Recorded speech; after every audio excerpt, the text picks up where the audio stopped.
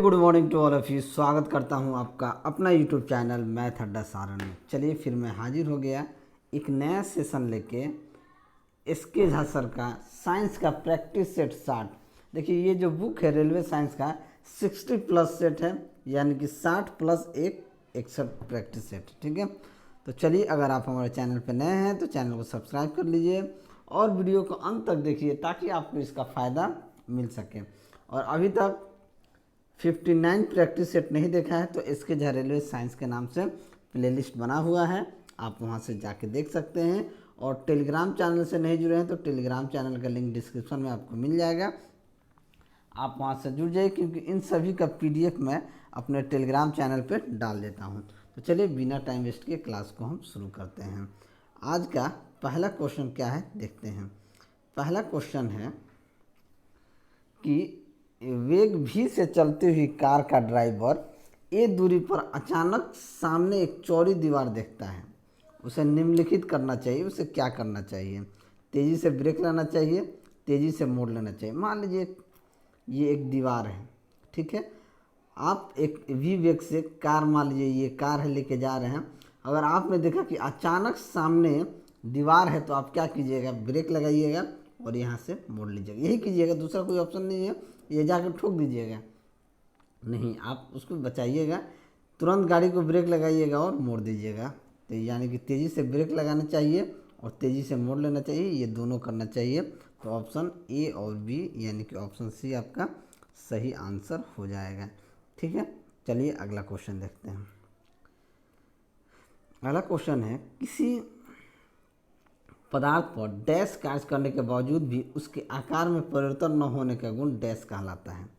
यानी किसी पदार्थ पर कोई डैश कार्य करने पर, यानी कि बाह्य आयतन, बाह्य बल दृढ़ता या बाह्य क्षेत्रफल, यानी कि किसी भी पदार्थ पर बाहरी बल कार्य करने के बावजूद भी अगर उसका आकार में परिवर्तन नहीं होता है तो होने का गुण क्या कहता है? दृढ़ता कहलाता है। क्या कहलाता है? दृढ़ता कहलाता है। तो ऑप्शन सी आपका सही आंसर हो जाएगा। मान लीजिए एक चीज़ ये फिक्स है, इस पर पूरा बल लगा रहे हैं, ना टस हो रहा है ना मस हो रहा है, ना टस हो रहा है ना मस हो रहा है, ना पूरा बल लगा रहे हैं, नहीं, तो ये इसका क्या है? दृढ़ता है कि ये आपके बाहरी बल लगाने के बावजूद भी ये आपका आकार में कोई परिवर्तन नहीं हो रहा। तो ऑप्शन सी क्या हो जाएगा? सही आंसर हो जाएगा। ठीक है, देखिए क्या होता है, मान लीजिए बल क्या है, मान लीजिए एक वस्तु यहाँ पर रखा है, यहाँ बल आपने लगाया, वस्तु यहाँ ठेल दिया, मान लीजिए यहाँ से आप यहाँ ने घिसका दिया या उसको धकेल दिया, ठीक है, तो क्या होता है? आकार और पर क्या हो गया? स्थिति क्या हो गया? चेंज हो गया। ठीक है, कि आपने बल को यहाँ लगाया और ये यहाँ आ गया। ठीक है, चलिए अगला क्वेश्चन देखते हैं। चलिए अगला क्वेश्चन देखते हैं कि पृथ्वी पर भूमध्य रेखा पर किसी पिंड के भार की तुलना में ध्रुव पर पिंड का भार क्या होता है? तो ध्रुव पर पिंड का भार क्या होता है?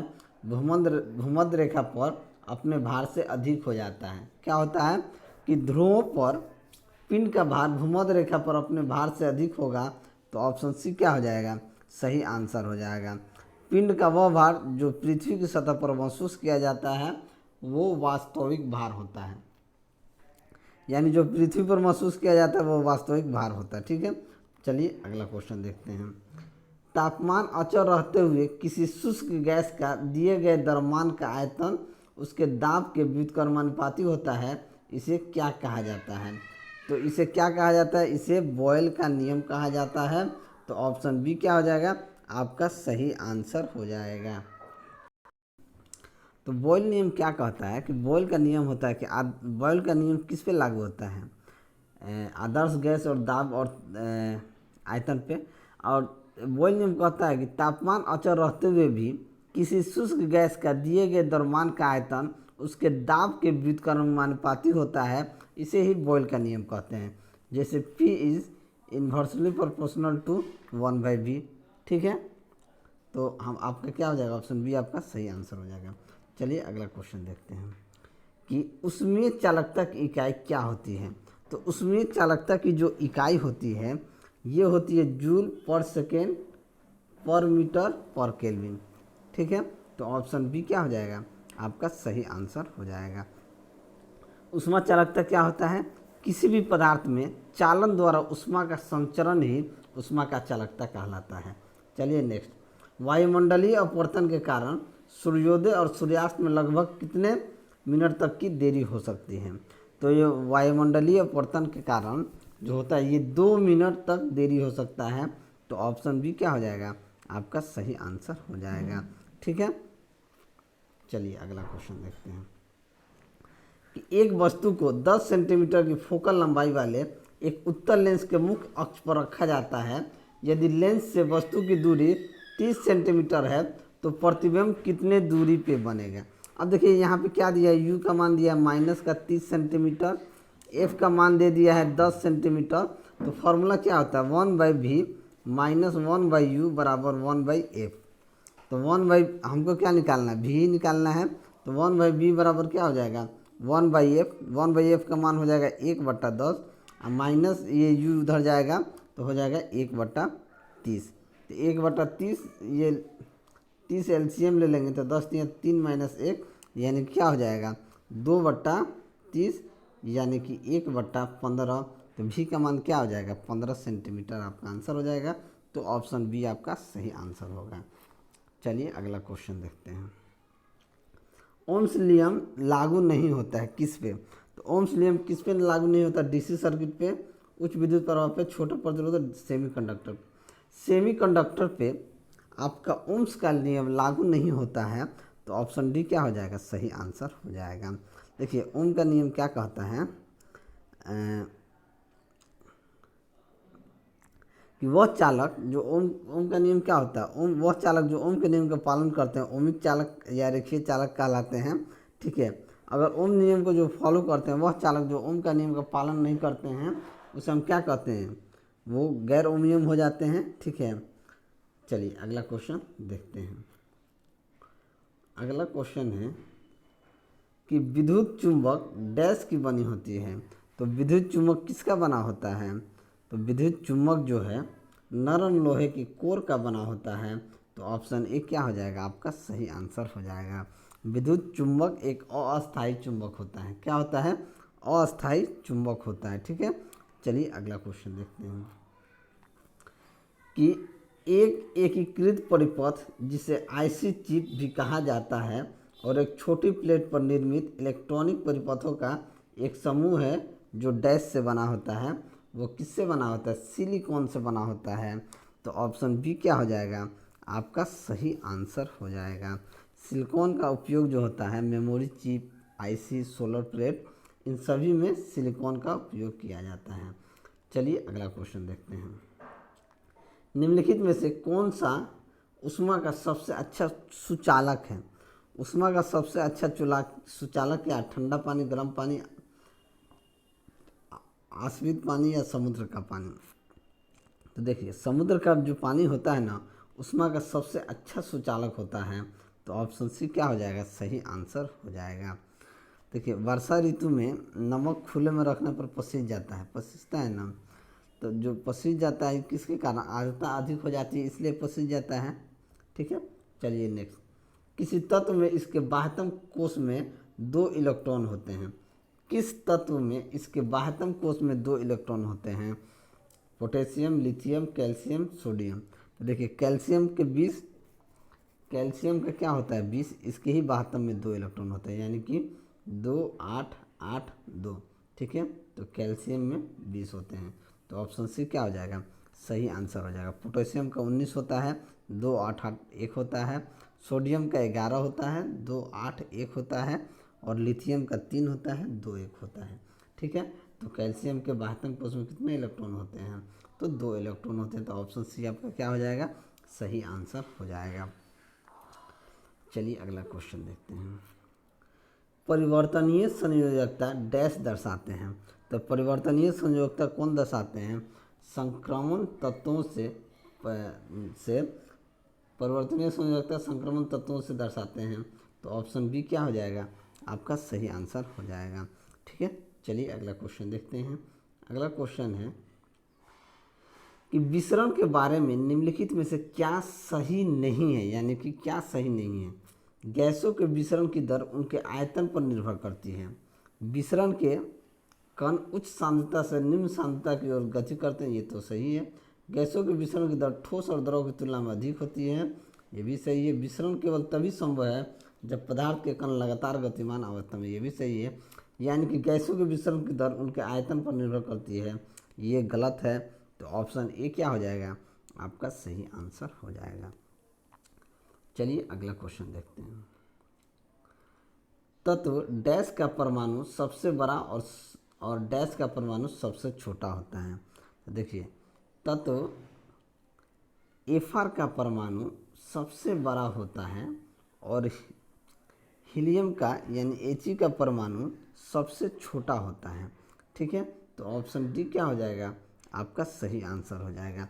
हीलियम जो है इस ब्लॉक का सदस्य है, लेकिन इनर्ट होने के कारण इसे पी ब्लॉक में रखा गया है, यानी कि अक्रिय होने के कारण इसे पी ब्लॉक में रखा गया है। सभी गैसों में हीलियम का क्वथनांक बिंदु सबसे कम होता है। हीलियम का जो क्वथनांक होता है वो सबसे कम होता है और फ्रांसीसियस भारी रासायनिक तत्व में समूह 1A की आवर्त सारणी में क्षार धातु समूह का है। फ्रांसियम क्या है, क्षार धातु का समूह है। ठीक है, और ये सबसे भारी है, तो ऑप्शन डी आपका सही आंसर हो जाएगा। नेक्स्ट देखते हैं, निम्न में से किसके घनत्व और क्वथनांक दोनों निम्न होते हैं, यानी घनत्व और क्वथनांक दोनों निम्न होते हैं। तो सोडियम का जो होता है ना, Na का घनत्व और क्वथनांक दोनों निम्न होता है। ठीक है, तो सोडियम का प्रकाश वैद्युत गुण है, इसलिए इसको प्रकाश वैद्युत सेल बनाने के काम में लेते हैं। ठीक है, सोडियम एक संयोजक यौगिक बनाता है। सोडियम जो है ये एक संयोजक यौगिक बनाता है। ठीक है, चलिए अगला क्वेश्चन देखते हैं। निम्नलिखित में से कौन से ईंधन से सबसे कम पर्यावरण प्रदूषण होता है, यानी किससे सबसे कम पर्यावरण प्रदूषण होता है, डीजल, हाइड्रोजन, कोयला, केरोसिन। तो सबसे कम पर्यावरण जो प्रदूषण होता है वो केरोसिन से होता है। तो ऑप्शन बी क्या हो जाएगा, आपका सही आंसर हो जाएगा। ठीक है, चलिए अगला क्वेश्चन देखते हैं। अगला क्वेश्चन है कि धातु अपनी वास्तविक स्थिति डैश में विद्यमान होते हैं। धातु जो होता है अपनी मुक्त स्थिति में विद्यमान होता है। तो ऑप्शन बी क्या हो जाएगा, आपका सही आंसर हो जाएगा। ठीक है, चलिए अगला क्वेश्चन देखते हैं कि HCFCs का विस्तार रूप क्या है। तो इसका विस्तार रूप जो होता है हाइड्रोक्लोरोफ्लोरोकार्बन।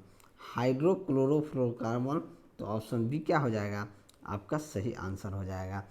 हाइड्रोक्लोरोफ्लोरोकार्बन का उपयोग जो होता है फोम निर्माण उद्योग में किया जाता है। और HCFC यानी कि हाइड्रोक्लोरोफ्लोरोकार्बन मुख्य रूप से कठोर पॉलीयूरेथेन फोम के उत्पादन में एक ब्लोइंटा एजेंट के रूप में क्या करता है, काम करता है। ठीक है, चलिए अगला क्वेश्चन देखते हैं कि पाचन में मदद करने के लिए शरीर में कौन सा एसिड प्रयोग किया जाता है। तो पाचन में मदद करने के लिए सल्फ्यूरिक एसिड का प्रयोग किया जाता है। तो क्या होता है, ऑप्शन सी क्या हो जाएगा, आपका सही आंसर हो जाएगा। देखिए, सिरका में एसिड पाया जाता है, सिरका में एसिटिक एसिड पाया जाता है। ठीक है, ये चीज़ याद रखिएगा। और सल्फ्यूरिक एसिड को तेजाब भी कहते हैं। सल्फ्यूरिक एसिड को हम लोग क्या कहते हैं, तेजाब भी कहते हैं। इसका उपयोग पेट्रोलियम पदार्थों के परिष्करण में क्या किया जाता है। ठीक है, चलिए अगला क्वेश्चन देखते हैं कि निम्नलिखित में से कौन सा कोलेस्ट्रॉल का उल्लेख नहीं करता है, यानी कोलेस्ट्रॉल का उल्लेख कौन नहीं करता है, कम घनत्व लिपोप्रोटीन या उच्च घनत्व वाले लिपोप्रोटीन या रेसस फैक्टर या डिबर्दन, यानी कौन नहीं करता है। तो रेसस फैक्टर जो होता है वो शरीर में कोलेस्ट्रॉल का उल्लेख नहीं करता है। रेसस फैक्टर रक्त से संबंधित होता है।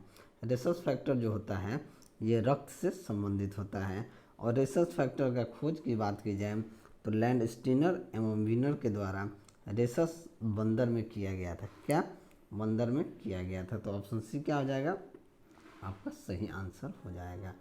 चलिए अगला क्वेश्चन देखते हैं। कृत्रिम गुर्दा निम्नलिखित में से किस सिद्धांत पर कार्य करता है।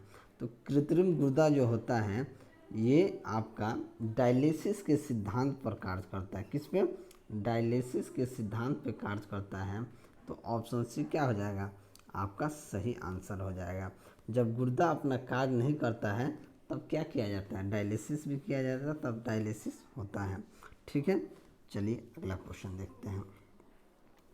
निम्नलिखित में से कौन सा मानवों में पुरुष प्रजनन प्रणाली का हिस्सा नहीं है? तो अंडकोश, अंडाशय, वृषण, शुक्रवाहिका। तो शुक्रवाहिका जो है ये पुरुष प्रजनन प्रणाली का हिस्सा नहीं है, यह महिला प्रजनन प्रणाली का हिस्सा है। तो ऑप्शन डी क्या हो जाएगा, आपका सही आंसर हो जाएगा। चलिए अगला क्वेश्चन देखते हैं। अगला क्वेश्चन है, जैव विकास के संदर्भ में सांपों में अंगों का लोप होने का स्पष्ट किया जाता है। तो सांपों में अंगों का लोप होने का स्पष्ट यानी कि अंगों का उपयोग तथा अनुप्रयोग किए जाने से। तो ऑप्शन ए क्या हो जाएगा, आपका सही आंसर हो जाएगा। ठीक है, देखिए जीव जिस अंग का उपयोग ज़्यादा करता है वह अपेक्षाकृत विकसित हो जाता है, और जिस अंग का वह काम नहीं करता है तो वो क्या हो जाता है, विलुप्त हो जाता है। ठीक है, चलिए अब अगला और अंतिम क्वेश्चन देखते हैं। इनमें से कौन सा एक सेप्रोटोफ है? तो सेप्रोटोफ कौन, कबूतर है, कुकुरमुत्ता है, पुरुष है, शैवाल है? तो कुकुरमुत्ता जो है एक सेप्रोटोफ है। तो ऑप्शन बी क्या हो जाएगा, आपका सही आंसर हो जाएगा।